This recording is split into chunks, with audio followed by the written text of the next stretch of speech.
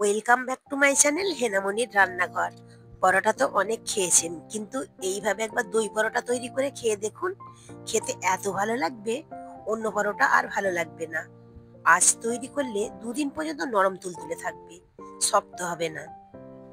এই পরোটা যে কোনো কিছুর সাথেই খাওয়া যায়, অসংখ্য লেয়ার যুক্ত তৈরি হয়। ভিডিওটা স্কিপ না করে পুরো ভিডিওটি দেখার জন্য আপনাদের কাছে অনুরোধ রইল। আসুন তাহলে দেখে নিই আমি কিভাবে তৈরি করছি। এখানে একটি মিক্সিং বোল নিয়ে নিলাম। নিয়ে নিচ্ছি 1 কাপ টক দই, আমি একটু ফেটিয়ে নিয়েছি। এটা আমার ঘরে তৈরি করা দই। দিয়ে দিচ্ছি ঘন দুধ, জাল করে নিয়েছিলাম আগে, হাফ কাপের থেকে একটু কম দিয়েছি। আর দিয়ে দিচ্ছি 1 টেবিল চামচ গুঁড়ো চিনি। আমি দিয়ে দিচ্ছি 2 টেবিল চামচ রান্নার তেল। এখানে আপনারা ঘিও দিতে পারেন। একটু মিশিয়ে নিচ্ছি। মিশিয়ে নিয়ে আমার হয়ে গিয়েছে। এখন দিয়ে দিচ্ছি 2 কাপ ময়দা।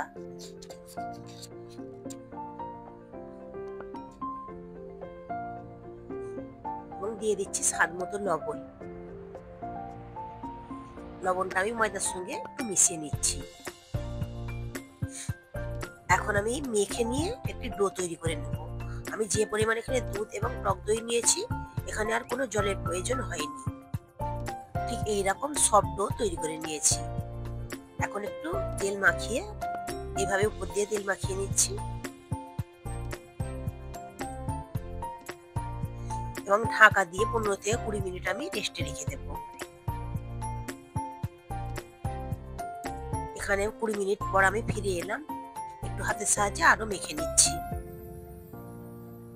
মেখে নেওয়া হয়ে গিয়েছে। এখন আমি লেচি কেটে নেব।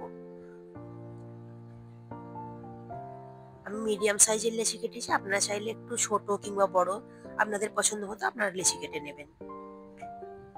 এখানে একটি বোর্ড নিয়েছি, একটি লেচি নিয়ে ময়দা ডাস্ট করে নিয়ে এখন একটি রুটির মতো বেলে নিচ্ছি। এখন আমি একটু পাতলা করে বেলে নেব। যতটা পাতলা বেলা যায় ঠিক ততটাই পাতলা বেলে নেব। ঠিক এইরকম পাতলা করে বেলে নিয়েছি। এখন একটি মিশ্রণ তৈরি করে নেব। এখানে 1 টেবিল চামচ ময়দা নিয়ে নিলাম এবং কিছুটা পরিমাণ সাদা তেল নিয়ে নিচ্ছি এবং খুব ভালো করে মিশিয়ে ঠিক এইরকম ঘনত্বে একটি ব্যাটার তৈরি করে নিয়েছি। এখন রুটির মধ্যে আমি অল্প একটু দিয়ে দিচ্ছি,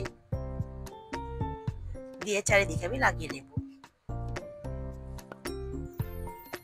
হাত দিয়ে চারদিকে আমি লাগিয়ে নিচ্ছি। এখানে একটি ছুরি নিয়েছি, ঠিক এইভাবে আমি কেটে নিচ্ছি। মাঝখানটাতে আমি কাটছি না, সাইডগুলো আমি কেটে নিচ্ছি। মোট 8 ভাগে আমি কেটে নেব।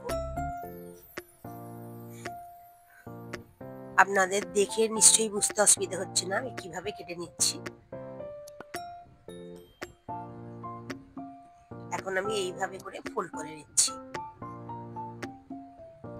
এইভাবে করে ফোল্ড করে নিলে অনেকগুলো লেয়ার তৈরি হয়।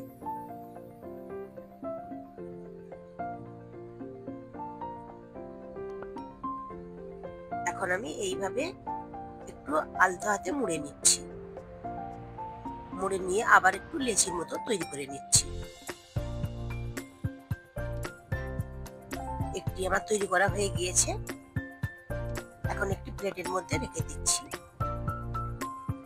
আরো একটি তৈরি করে আপনাদের দেখাচ্ছি। প্রথমে বেলে নিয়ে খুব ভালো করে পাতলা করে বেলে নিতে হবে। আবারও এইভাবে মিশ্রণটি আমি দিয়ে খুব ভালো করে হাতের সাহায্যে লাগিয়ে নিচ্ছি। আর এইভাবে করে 8টি ভাগে ভাগ করে নিচ্ছি। ভিডিওটি যদি আপনাদের ভালো লেগে থাকে লাইক কমেন্ট শেয়ার করতে ভুলবেন না। আমার চ্যানেলে নতুন হয়ে থাকলে প্লিজ আমার চ্যানেলটিকে সাবস্ক্রাইব করে দেবেন। আমার চ্যানেলে অনেকগুলো পরোটার রেসিপি দেওয়া আছে, আপনারা চাইলে সেইগুলোও দেখে নিতে পারেন। তার লিংক আমি ডেসক্রিপশন বক্সে দিয়ে দেব, আপনারা চাইলে দেখে নিতে পারেন। সবগুলো একইভাবে আমি তৈরি করে নিয়েছি। সবগুলো আমার তৈরি করা হয়ে গিয়েছে। এখন আমি পরোটাটিকে বেলে নেব। এখন পরোটা একটু মোটা করে আমি বেলছি। তবে আপনারা আপনাদের পছন্দ মতো কতটা মোটা রাখবেন ঠিক সেই রকম বেলে নেবেন। এখন গ্যাসের ফ্লেম অন করে একটি চাট বসিয়ে দিয়েছি।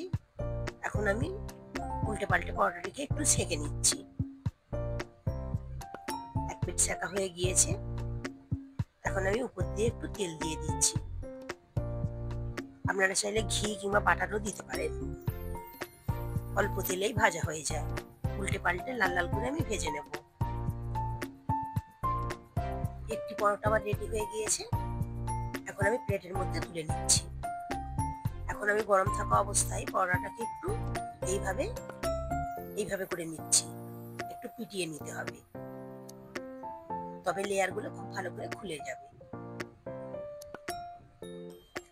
আবার একটি পরোটা আমি সেঁকে নিচ্ছি। এইভাবে আমি সবগুলো পরোটাকে রেডি করে নেব। এইভাবে একবার হলেও দই পরোটা তৈরি করে দেখতে পারেন। দারুণ খেতে লাগে, যে কোনো কিছুর সাথেই খাওয়া যায় আর অনেকক্ষণ নরম থাকে।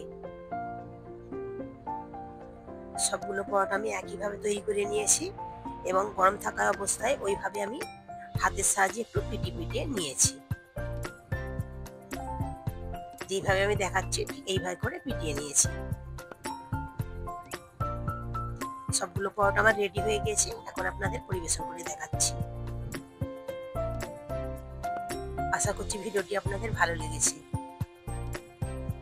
ভালো লাগলে অবশ্যই কমেন্ট করে জানাবেন এবং বাড়িতে যদি তৈরি করেন অবশ্যই কমেন্ট করবেন। আপনাদের কমেন্টগুলো পড়তে আমার খুবই ভালো লাগে। একটি ছিঁড়ে আপনাদের দেখাচ্ছি কতটা নরম তুলতুলে হয়েছে এবং খেতে তো অসাধারণ। Thanks for watching.